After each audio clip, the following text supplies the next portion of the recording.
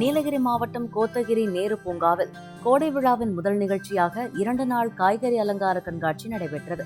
ஜல்லிக்கட்டு காளை, சிங்கம், புலி, பட்டாம்பூச்சி, பச்சை கிளி, தஞ்சாவூர் பொம்மை உள்ளிட்ட உருவங்கள் காய்கறிகளால் வடிவமைக்கப்பட்டிருந்தன. சிறந்த காய்கறி அலங்காரம் செய்திருந்தவர்களுக்கு பரிசு வழங்கப்பட்டது.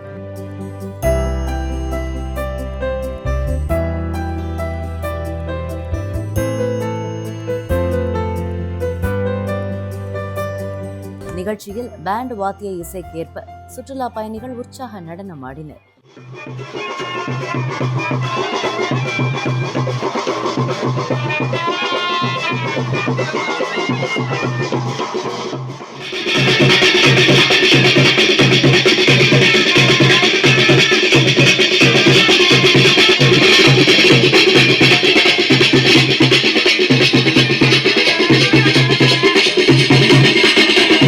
பிளே ஸ்டோர் மற்றும் ஆப் ஸ்டோரில் இருந்து பாலிமர் செயலியை QR கோடு மூலம் பதிவிறக்கம் செய்யுங்கள்.